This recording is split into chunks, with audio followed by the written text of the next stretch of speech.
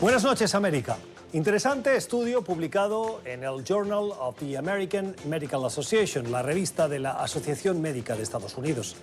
Han realizado una encuesta a más de 13.000 mujeres de entre 18 y 44 años y les han preguntado por su primera experiencia sexual.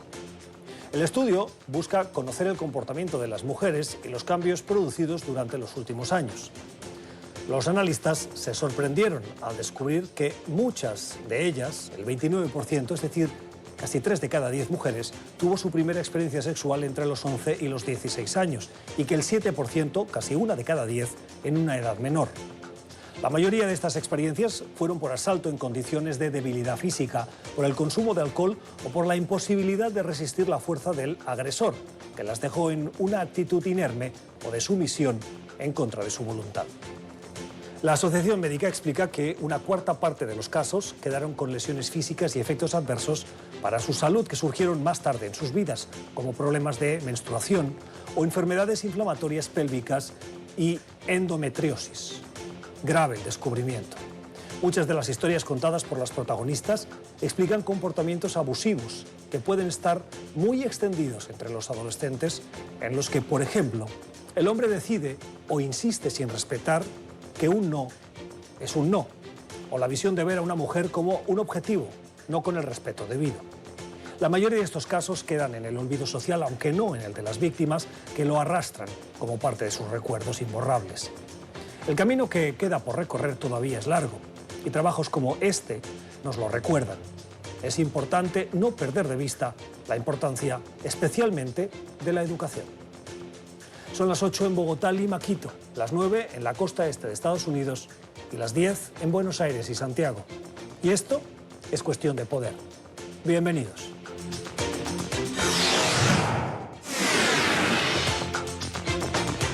Hoy en el programa, ¿qué tan profundas son las rupturas en la estrategia de la oposición venezolana en la búsqueda de democracia? Hablamos con el embajador en Washington del gobierno interino.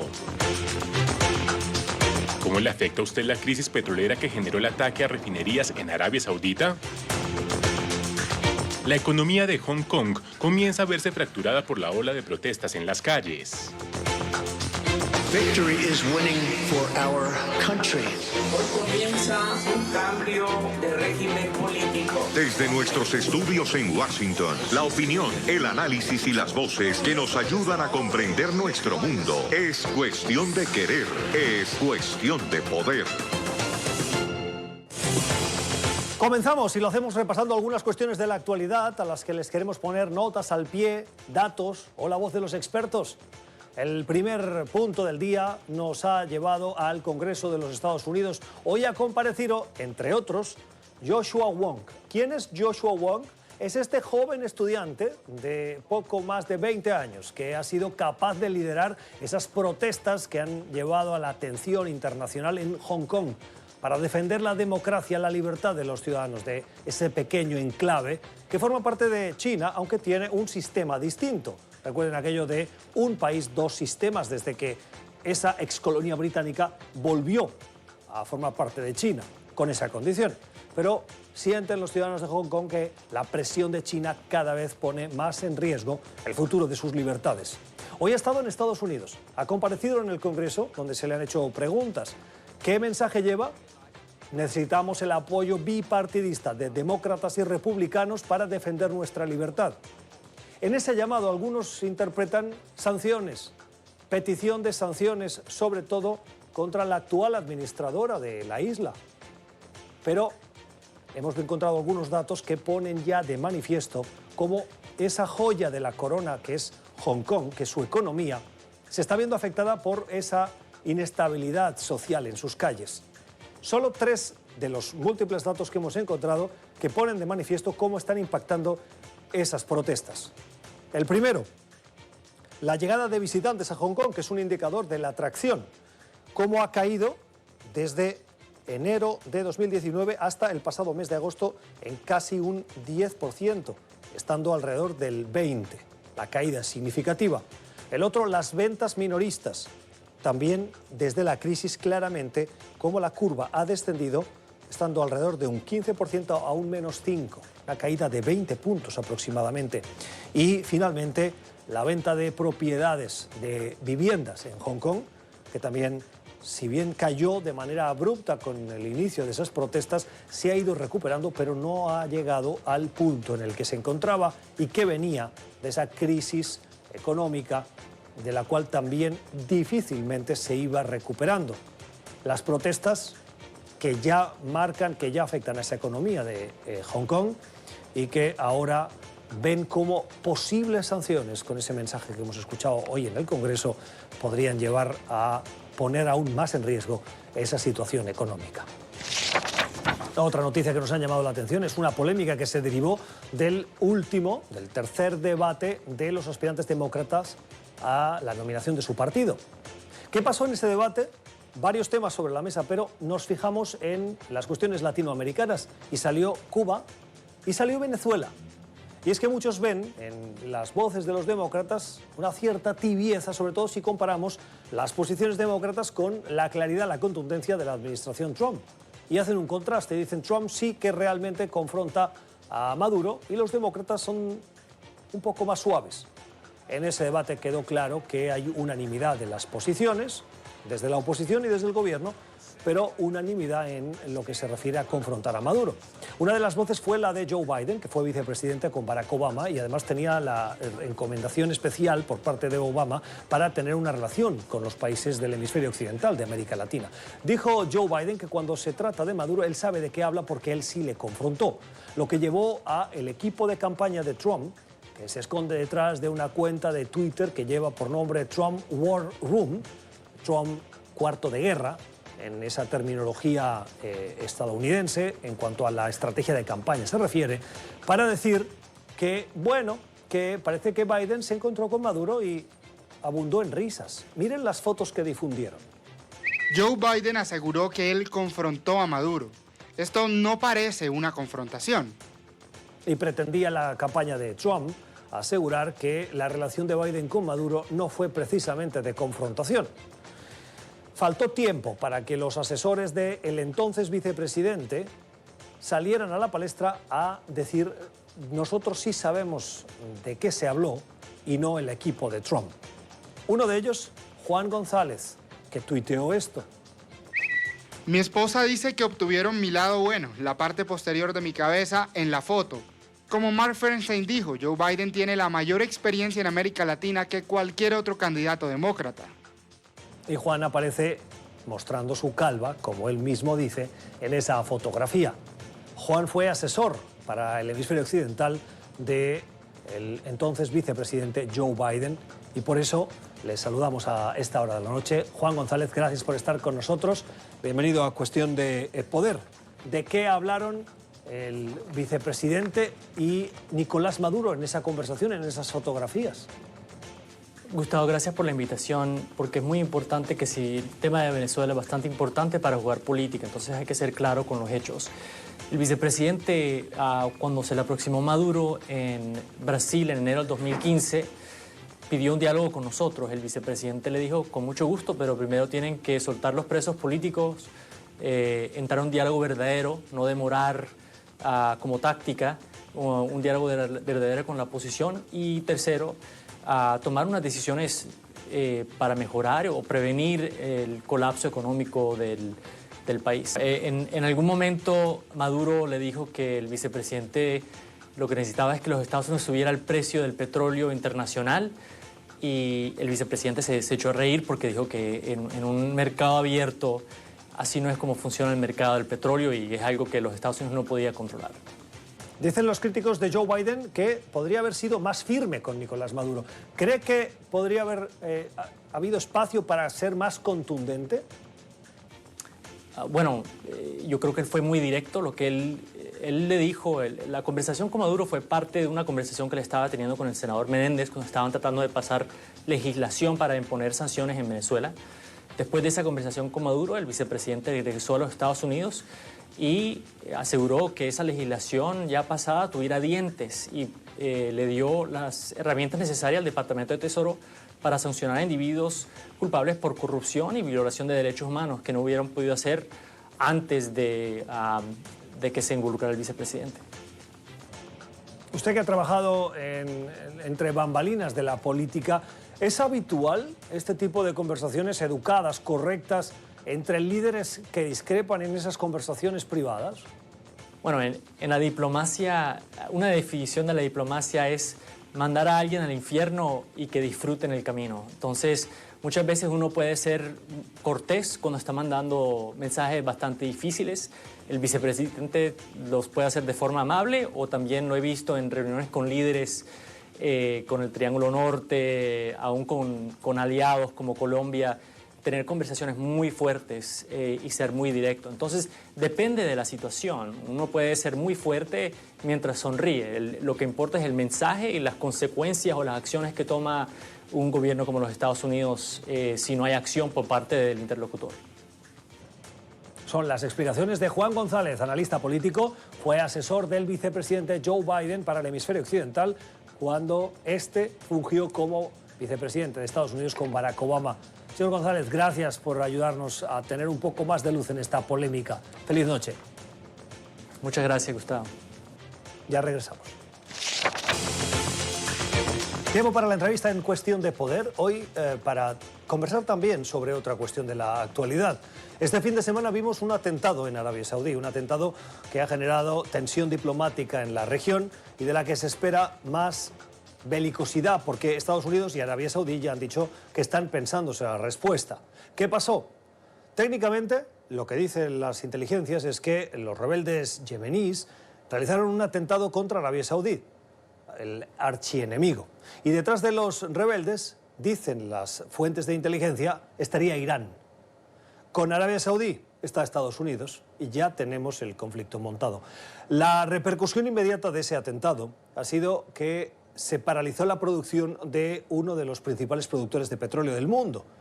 Paralizar técnicamente no, pero sí afectó en gran medida esa producción y tuvo una consecuencia inmediata. Y es que cuando no llega tanto petróleo al mercado, los precios suben. ¿Qué hizo Estados Unidos y parte de la comunidad internacional? Lo contábamos ayer, poner más petróleo en el mercado para intentar balancear esa ausencia del petróleo esperado debido a la afectación de la infraestructura saudí en ese proceso de producción de petróleo. Bueno, la consecuencia, sin duda, ha sido controlar o intentar estabilizar los precios, pero nos encontramos con el precio del barril del petróleo más alto desde mayo, y esto ya tiene consecuencias. Hemos invitado a Isaac Cohen, es economista, fue director de la Comisión Económica de las Naciones Unidas para América Latina y el Caribe, la CEPAL. Isaac, ¿cómo estás? Muy buenas noches. Gracias, Gustavo. Gracias por estar con nosotros. Ha subido el barril del petróleo, pero los analistas no le ven una gran preocupación de manera inmediata si se consigue reducir. ¿Tú crees que vamos a ver este pico como una excepción o el barril se va a mantener alto? Bueno, depende mucho del tiempo que le tome a Arabia Saudita reparar las instalaciones que han sido afectadas, que son dos de las principales fuentes de generación de crudo procesado por una parte y por otra parte crudo sin procesar. Entonces, depende mucho de cuánto tiempo les tome reparar esta situación. Por de pronto, alrededor de 5% de los 100 millones de barriles por día que consume el mundo están retirados del mercado. Y eso significa, como tú muy bien lo dijiste en la introducción, que el precio pues se nos ha ido para arriba. Ahora, el problema es que este es el primer atentado que hay contra instalaciones petroleras desde que ocurrió la Primera Guerra del Golfo en 1991. Con excepción, digamos, de la caída de la producción por la situación en Libia, no hay una situación comparable. Y el problema es que esto pone de manifiesto la vulnerabilidad del tercer productor de petróleo del mundo. Vulnerabilidad de sus instalaciones a atentados de este tipo. ¿Por qué no ha habido atentados antes contra estas instalaciones que son tan estratégicas? No es que los quiera, pero me pregunto cómo ha habido otros objetivos y no estos. Porque generalmente estas están, primero, muy bien cuidadas y por otra parte muy descentralizadas. Por ejemplo, en Estados Unidos, la producción de petróleo que se ha ido para arriba y hoy es el primer productor de petróleo del mundo, es muy descentralizada. Está en Texas, está en Wyoming, está en California, en fin, es muy difícil. Dakota. Efectivamente, es muy Las difícil nuevas pegarle un golpe como el que le he dado. El problema de la producción saudita es que está muy concentrada en un solo sitio. Entonces es mucho más vulnerable y bueno, por lo visto estas tecnologías del siglo XXI pues han logrado penetrar las defensas que habían y han afectado la producción del tercer productor más importante. Conociendo como conoces el mercado, ¿crees que va a ser posible estabilizar ese precio para reducirlo y llevarlo a los niveles donde estaba antes del atentado? Bueno, la reacción inmediata de los grandes consumidores alrededor de la Agencia Internacional de Energía con sede en París han dicho que van a, si los precios se suben demasiado, lo que van a hacer es que van a liberalizar el petróleo que tienen en reserva. El presidente Trump el domingo por la noche hizo una declaración diciendo que iba a autorizar que se sacara petróleo de la reserva de Estados Unidos. Estados Unidos tiene petróleo en reserva como para alrededor de un mes de consumo. O sea que está preparado. Y las economías avanzadas que están afiliadas a la Agencia Internacional de Energía en París tienen suficiente como para 2 meses. ¿Por qué si los productores de petróleo del mundo mayoritariamente forman lo que se conoce como un cártel? Es decir, que se reúnen y escandalosamente, a mi juicio, y como creyente del libre mercado, deciden cuánto va a valer el barril y controlan la producción para controlar el precio. Y eso participan potencias occidentales. ¿Por qué les interesa que el barril esté a un precio bajo? Bueno, el precio se había venido para abajo, precisamente porque varios productores habían excedido sus límites de producción. Como muy bien lo dices, el petróleo está sometido a un cartel petrolero que es la Organización de Países Exportadores de Petróleo, pero ahí domina Arabia Saudita. Ahora han estado invitando a Rusia, que es el segundo productor mundial más importante, para coordinar la producción, pero no tienen a Estados Unidos dentro de esa organización. Y al convertirse Estados Unidos en el primer productor mundial, lo que ha hecho es impedir que la OPEP, la Organización de Países Exportadores de Petróleo, controle el mercado. Hoy en día, la OPEP controla alrededor de 40% de la producción mundial. O sea, estamos hablando de que 60%, 2/3 de la producción mundial está fuera de la OPEP. Y esto es lo que es nuevo en el mercado, porque las tecnologías en Estados Unidos lo que han permitido es que Estados Unidos vuelva a asumir el rol que había perdido durante los años 70 del siglo pasado. Alguien nos puede estar viendo y puede estar diciendo, esta entrevista no me interesa para nada. No por la calidad de las respuestas, que son muy apreciadas, sino porque el tema le puede caer muy lejos, porque alguien vive en su casa con sus problemas domésticos, con su ida y vuelta de la oficina. ¿Cómo le afecta esto a los ciudadanos que nos puedan estar viendo en América Latina o en otras partes, incluso en Estados Unidos, diciendo, ¿qué me importa a mí si hay un atentado? ¿Cómo me afecta en mi vida diaria? Bueno, esa es una gran pregunta y de hecho ya lo estamos sintiendo, porque donde afecta es en el precio de la gasolina. Ese es el principal producto que se ve afectado por ¿Tan un choque. rápido va desde un atentado y la ausencia de barriles en el mercado hasta el precio de la gasolina? Inmediatamente. ¿Por qué? El lunes, porque los productores y los distribuidores se cuidan mucho de recuperar su inventario a los nuevos precios. Porque cuando el precio se va para arriba, tú tienes que recuperar tu inventario al precio nuevo. No lo puedes recuperar al precio anterior, que era más bajo. Entonces, ¿qué pasa? Que vamos a echarle gasolina al auto, a ponerle gasolina al auto, y lo que pasa es que encontramos que el precio es más alto. En Estados Unidos se siente mucho más, porque 90% de las personas manejan para ir al trabajo. Entonces, los trabajadores en Estados Unidos sienten esto semana a semana. ¿También en América Latina se nota ese impacto inmediato?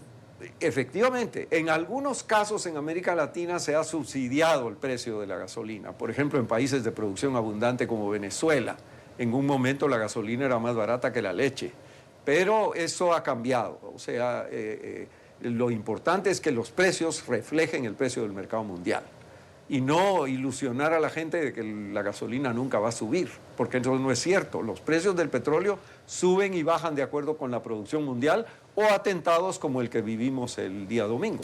Hay una percepción generalizada para los que somos novatos o neófitos sobre la cuestión del petróleo, es creer que del petróleo se deriva la gasolina.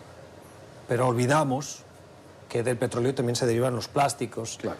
Productos cosméticos, productos de textiles, y hay una infinidad de productos. ¿Todos estos productos también se van a ver afectados con la crisis del petróleo? Inmediatamente, inmediatamente. Lo que pasa es que el transporte es el cliente más importante del petróleo. Y el transporte tiene la peculiaridad de que afecta a toda la producción económica, porque no se pueden transportar los productos de un lugar a otro sin incurrir en costos de transporte. Entonces, ahí está el problema. Entonces, yo creo que vamos a empezar a ver los costos que van a subir en el supermercado, va a subir la gasolina, y esto tiene un Claro, impacto. porque al subir el coste del transporte, sube el coste de la fruta que ha transportado ese señor, o de los yogures, y entonces todo se ve afectado. Efectivamente, entonces tenemos una situación en donde puede ser, esto tiene un impacto inflacionario.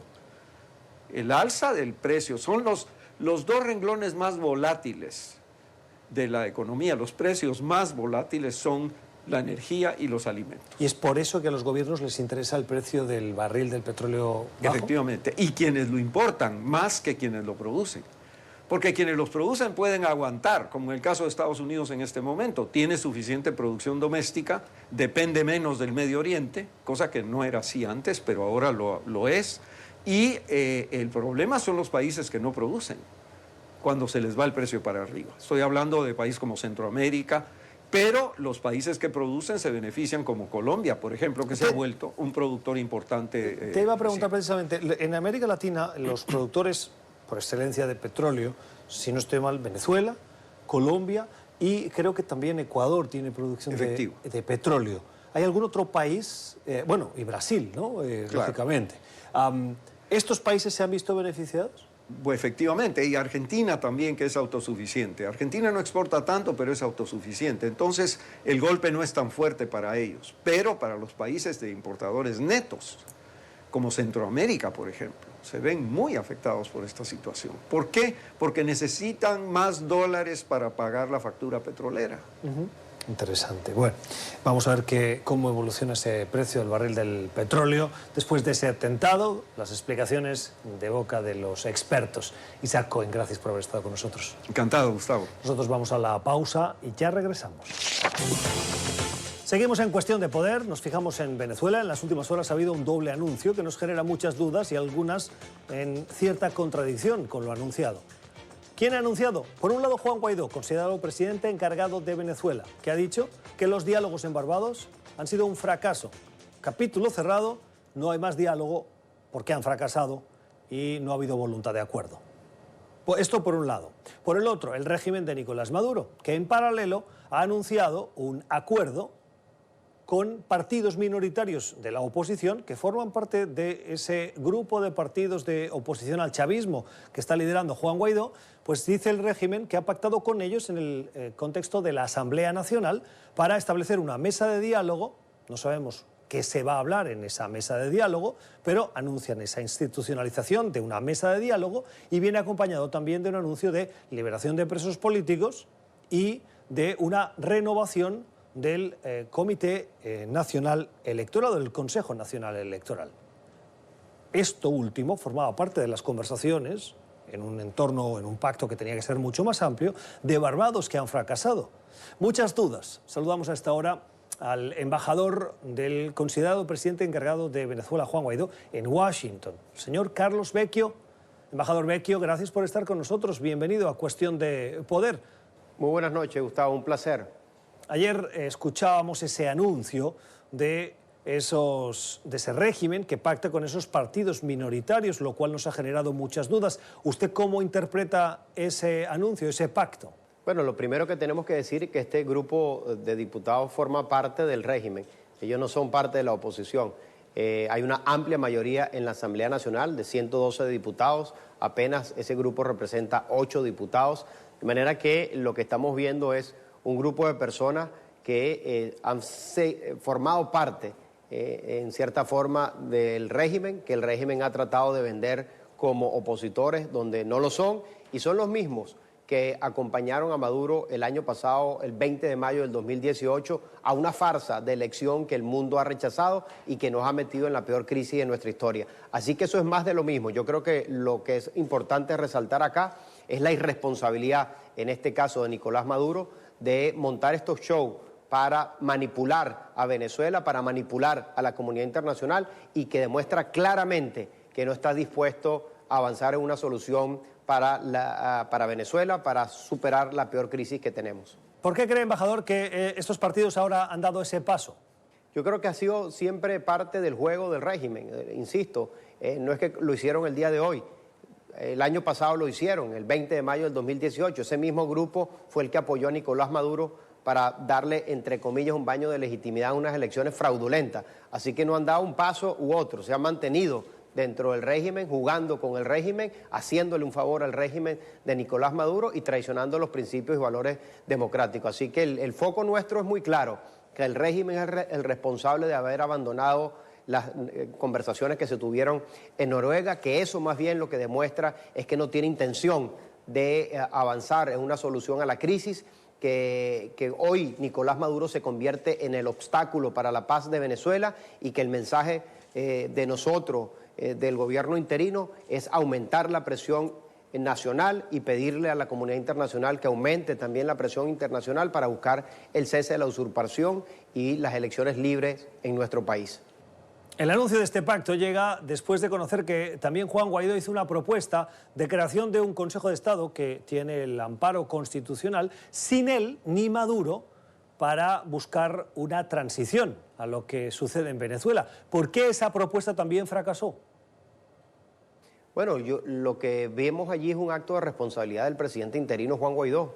Nosotros asistimos a esas conversaciones de Noruega sabiendo el riesgo que estábamos asumiendo políticamente, pero que entendíamos que el sufrimiento de los venezolanos está por encima y que obligaba al presidente interino a buscar cualquier opción para tratar de superar este momento que estamos viviendo. Y presentó esa propuesta en esa mesa que habla de un Consejo de Estado para conducir una transición y donde se desprendía él de la presidencia interina y, por supuesto, la salida de Nicolás Maduro del poder para el cese de la usurpación. Creo que eso es una muestra clara del desprendimiento del presidente interino, que estaba dispuesto a avanzar con tal de buscar una solución para parar el sufrimiento de los venezolanos. Así que queda muy clara su voluntad política con los venezolanos, con la comunidad internacional, de avanzar en una solución, y hemos visto por el otro lado un irresponsable que lo que quiere es profundizar la crisis política en Venezuela, y por eso el tipo de liderazgo que necesitamos es el que representa en este caso el presidente interino Juan Guaidó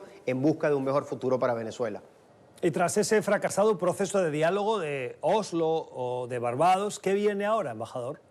El presidente interino lo ha dicho el día de ayer. Primero, creo que hay que tener claridad de que quien abandona la mesa de conversación es el régimen de Nicolás Maduro, y nosotros nos vimos obligados a cerrar ese mecanismo. Segundo, la responsabilidad recae en Nicolás Maduro, y la comunidad internacional tiene que entender que el responsable de que no se haya avanzado allí es Nicolás Maduro y el régimen. Y tercero, lo que ha pedido el presidente interino Juan Guaidó, que avancemos en un mecanismo de mayor presión hasta buscar el cese de la usurpación. En el plano doméstico implica mantener nuestra unidad, mantener el liderazgo del presidente interino, la coalición de la sociedad democrática para enfrentar la dictadura, y en el plano internacional implica mayor presión, pero también expansión de nuestra coalición para que juntos logremos el cese de la usurpación. Habla usted de presión. ¿Qué significa más presión? ¿Van a pedir ustedes más sanciones a la comunidad internacional? Yo creo que eso ha sido una política de la comunidad internacional. En particular, yo debo aprovechar esta oportunidad para mandar un mensaje a la Unión Europea. La Unión Europea se comprometió en aumentar las sanciones contra el régimen de Nicolás Maduro en el supuesto de que Maduro no alcanzara ningún acuerdo en esas conversaciones. Bueno, eso ha ocurrido. No ha habido ningún avance por culpa del régimen de Nicolás Maduro. Bueno, es el momento de que Europa avance en una mayor presión contra las personas cercanas al régimen de Nicolás Maduro, y eso es parte de la presión que nosotros necesitamos en este momento. Este diálogo fracasado no ha sido el único, hemos visto varios que han ido alargando en el tiempo de Maduro. Y además se ha sumado el apoyo de Rusia y de Cuba. ¿Cree usted que durante todo este tiempo el régimen de Maduro se ha fortalecido? Yo creo que en este momento Maduro no está gobernando Venezuela. Maduro está sobreviviendo en el poder y él lo sabe, pero también lo sabe la Fuerza Armada y todo el grupo íntimo que rodea a Nicolás Maduro, tanto civiles y militares. Maduro ya no es capaz de arreglar o solventar algún problema de los venezolanos. Maduro hoy es el pasado. Maduro hoy no tiene futuro. Y yo creo que hoy Maduro es mucho más débil de lo que estaba hace 6 meses. Nos toca a nosotros mantener la determinación, porque el trabajo no está hecho. Estamos enfrentando una dictadura criminal, una organización criminal vinculada con el narcotráfico, el terrorismo, donde es capaz de asesinar a la disidencia política venezolana. A eso nos estamos enfrentando y ha tenido lamentablemente un apoyo de países como Cuba y Rusia, que al apoyar a Maduro están apoyando el sufrimiento. De manera que hoy están dadas todas las condiciones para que nosotros podamos avanzar a un cambio político. Lo más importante, Gustavo, y esto yo lo resalto, es que la mayoría del pueblo de Venezuela hoy tiene el espíritu de cambio intacto y eso para nosotros es lo más importante y manteniendo esa determinación nos va a hacer a nosotros alcanzar el cambio político en nuestro país. Esa debilidad explicaría en parte el apoyo del régimen de Maduro a esos disidentes o reincidentes guerrilleros de las FARC. Bueno, sin duda que cuando uno ve que un régimen está dispuesto a vincularse al terrorismo, a apoyar al ELN, a apoyar a los disidentes de la FARC, sin duda es un régimen desesperado que al no tener ningún respaldo popular busca en las armas lo que no tiene con el respaldo popular y que quiere mantenerse en el poder con las armas, con el terror, con la intimidación y sembrar pues terror dentro de una población. Pero al final del día la voluntad de cambio es mucho más fuerte que eso y por eso he invitado también a la comunidad internacional a no subestimar lo que está ocurriendo. Lo subestimamos en un momento, yo creo que no es el momento de hacerlo, sino que es un régimen que está vinculado con el terrorismo y representa una amenaza no solo para Colombia y para Venezuela, sino para toda la región y estamos obligados todos los países democráticos de este continente a unir el esfuerzo para derrotar un régimen que está vinculado también con el terrorismo y el narcotráfico. Embajador, usted tiene contacto con la administración estadounidense, con la Casa Blanca, y en los últimos días hemos visto la salida abrupta de quien ha sido el asesor de seguridad nacional del presidente Trump, John Bolton. ¿Cómo lee usted esa salida? Bueno, yo creo que el presidente Trump ha sido muy claro que su política hacia Venezuela se mantiene. Puede haber cambios de persona, cambios de estilo, pero la política hacia Venezuela y el cambio de régimen se mantiene. Así lo ha reafirmado el propio presidente Trump, lo ha dicho públicamente, lo ha dicho a través de su cuenta Twitter, ha sido ratificado por el senador Marco Rubio y hemos visto también, por ejemplo, cómo el secretario Pompeo ha dado respaldo a la decisión que ha tomado la OEA en respaldar la aplicación del Tratado de Río o el Tratado de Asistencia Recíproca y también apoyado por el presidente Trump esa posición que tomó Estados Unidos. Así que yo más bien veo que la política, en este caso de Estados Unidos, se mantiene hacia Venezuela y no tengo duda del compromiso que tiene el presidente Trump y esta administración para buscar ese cambio en nuestro país. Señor Vecchio, sabemos que usted y su equipo, juntamente con el entorno de Juan Guaidó, están trabajando en una serie de objetivos para la próxima semana que se va a llevar a cabo en Nueva York, la Asamblea General de las Naciones Unidas. ¿Qué buscan? ¿Cuáles son sus objetivos en esa semana en Nueva York? Yo creo que esto es buena oportunidad, Gustavo, como lo hablábamos al inicio, de explicarle a la comunidad internacional lo que pasó en las conversaciones de Noruega, de que el régimen abandonó esa instancia, que nosotros dimos por finalizado ese ciclo y ese mecanismo, que el responsable es Nicolás Maduro y que la etapa que viene ahora es de mayor presión en los términos que he comentado. Así que yo creo que es el perfecto escenario para discutir este tema. Y el otro elemento para mí relevante es que mientras continúe Nicolás Maduro en el poder, esto va a ser un obstáculo para la paz del continente, un obstáculo porque es un régimen vinculado al narcotráfico. Hay que poner ese tema en la Asamblea General de la ONU. El presidente Duque lo ha dicho que va a llevar elementos de prueba. Esto representa una amenaza para la paz de la región. La crisis migratoria es un elemento que queremos también resaltar porque se trata del sufrimiento de la gente y cuando hablo de la crisis migratoria también quiero referirme a la ayuda humanitaria dentro de Venezuela y una de las cosas que más nos alarma y este es uno de los llamados de atención que haremos es que el plan que ha presentado la ONU a través de su Oficina de Coordinación de Asuntos de Ayuda Humanitaria han dicho que la ayuda dentro de Venezuela de venezolanos que necesitan ayuda humanitaria, se refiere a 7 millones de venezolanos. Sin embargo, el plan que han presentado es solo para atender 2.6 millones de venezolanos. No se ha terminado de recaudar el dinero para apoyar a esos venezolanos y esto es un punto de alarma, un punto de atención porque cuando se habla de ayuda humanitaria es que necesitan cosas para poder vivir. Entonces estamos viendo venezolanos que necesitan mucha ayuda dentro de Venezuela y que hoy no se tiene ese plan para atenderlos y para ayudarlos y teniendo claro que la única forma de poder poner fin a eso es con la salida del régimen. Así que es una gran oportunidad para tocar estos temas en el marco de la Asamblea General. ¿Nos puede confirmar si Juan Guaidó va a viajar la próxima semana a Nueva York? Es algo que está discutiendo, el propio presidente lo ha dicho, es algo que está en evaluación, no se ha tomado una decisión final y en el momento que se haga pues va a ser anunciada por el propio presidente. De acuerdo a lo que se aprobó la semana pasada en la OEA, la Semana de las Naciones Unidas en Nueva York va a servir también para una reunión del Consejo Consultivo del TIAR. ¿Qué va a salir de esa reunión en la que se van a reunir los cancilleres de los países que forman parte de este instrumento del sistema interamericano? Sí, como hemos anunciado también, hemos dado el primer paso para la aplicación de este tratado.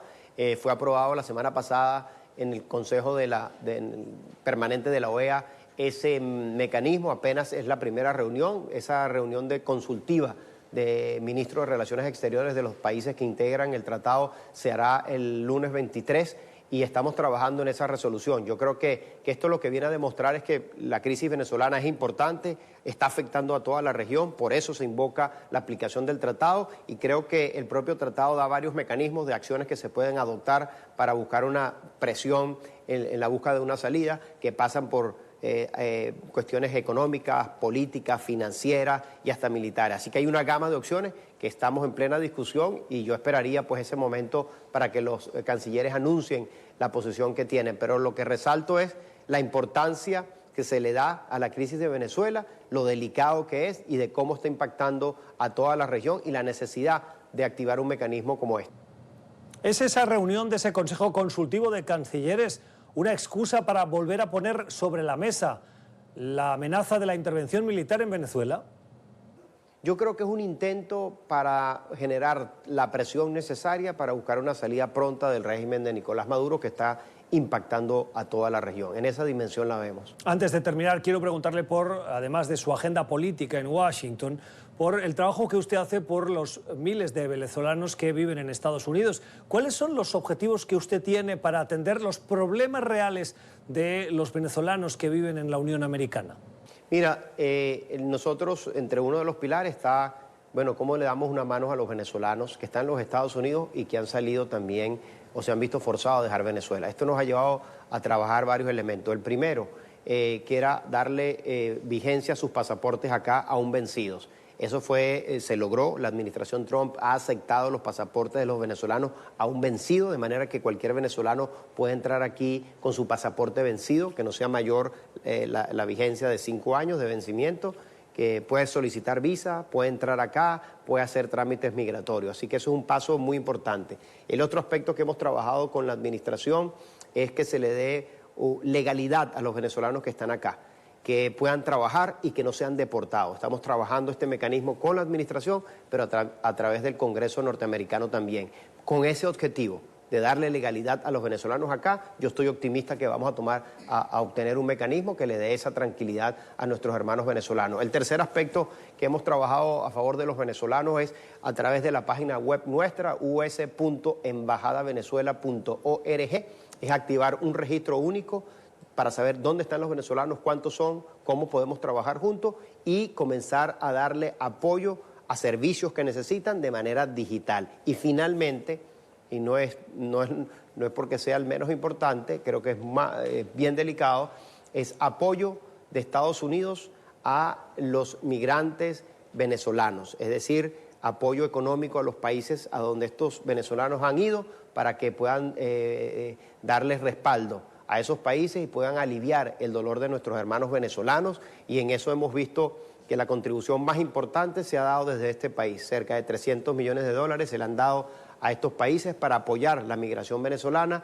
Se ha, por ejemplo, enviado en 2 oportunidades un barco para dar asistencia de salud a los venezolanos en toda la región, y eso ha sido coordinado con la administración Trump, y que muestra pues la solidaridad con nuestros hermanos venezolanos, y ha sido parte de lo que hemos hecho desde nuestra gestión. Pero ya sabemos que la administración estadounidense ha dicho que de TPS nada. Por lo que me cuenta usted, ¿están negociando los beneficios del TPS para los venezolanos con una salida, con un instrumento que no se llame TPS? Estamos hablando de cualquier beneficio, Gustavo, que permita estos tres objetivos que yo he planteado. Uno, legalidad de los venezolanos aquí en este territorio de los Estados Unidos. Segundo, que puedan trabajar. Y tercero, que ninguno sea deportado. Así que cualquier mecanismo que permita estos objetivos, nosotros lo estaremos impulsando. Y termino con una pregunta de la que algunos venezolanos, particularmente en el área de la Florida, expresaron su decepción, porque la Audiencia Nacional de España negó la extradición del general Hugo Carvajal, conocido como El Pollo. ¿Usted qué opinión tiene de esa decisión de la justicia española? Mira, yo creo que esta es una decisión de un órgano judicial independiente y nosotros la respetamos. No conozco el fondo de la decisión porque no ha sido publicada, y lo único que puedo decir es que esto es una decisión que no es definitiva, no es firme, seguramente será apelada, y lo más importante es que esta persona ha estado dando información relevante sobre las vinculaciones del régimen de Nicolás Maduro con casos de corrupción, con vinculaciones al terrorismo y con el narcotráfico. Y eso es relevante a los efectos de buscar una salida a la crisis nuestra. Es la voz de Carlos Vecchio, el embajador frente a Estados Unidos del considerado presidente encargado de Venezuela, Juan Guaidó. Señor Vecchio, gracias, siempre un placer tenerlo en el programa y escucharle. Feliz noche. Gracias a ti, Gustavo. Así terminamos. Vamos a la pausa y regresamos con nuestra recomendación cultural. Tiempo para la cultura en Cuestión de Poder, hoy para irnos hasta Nueva York, para conocer la recomendación que nos hace Alfonso Díaz, nuestro periodista de entretenimiento en La Gran Manzana. Alfonso, ¿cómo estás? Muy buenas noches. ¿Qué nos propones? ¿Qué nos recomiendas? Como siempre, un gusto saludarte, Gustavo. Mi película recomendada para este fin de semana es Rambo Last Blood. Esta entrega de la saga tiene mucho sabor mexicano. They will welcome death.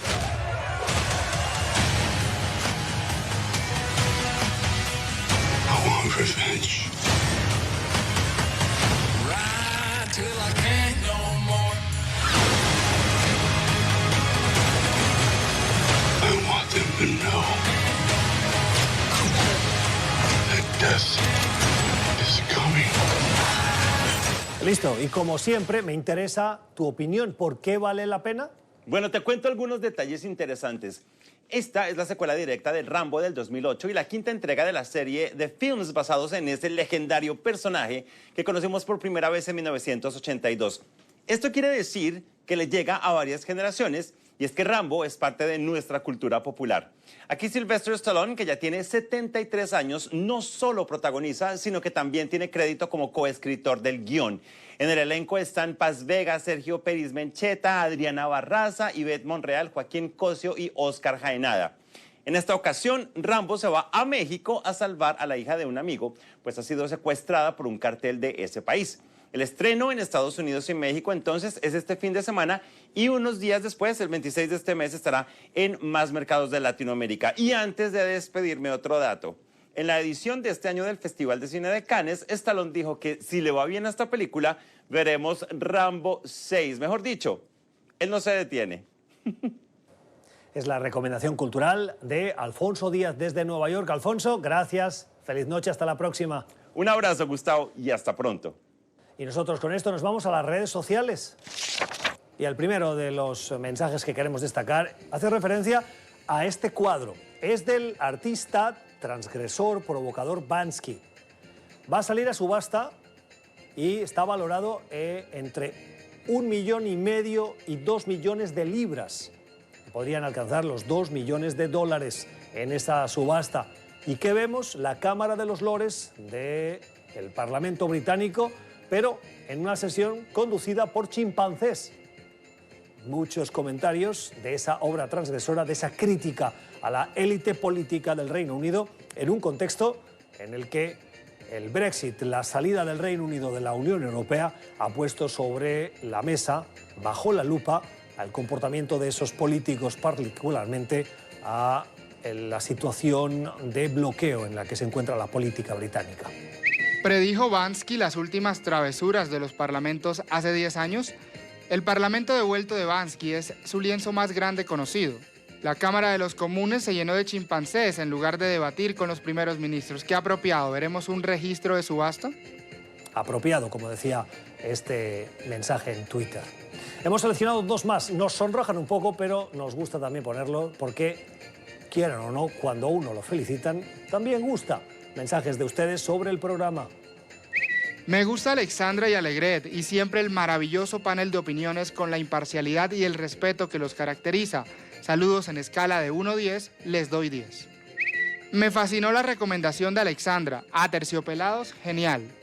Gracias por la generosidad de su tiempo. Así terminamos. Esperamos que hayan aprendido, como lo hemos hecho nosotros, de nuestros invitados. Volvemos mañana a la misma hora. Que descansen. Feliz noche.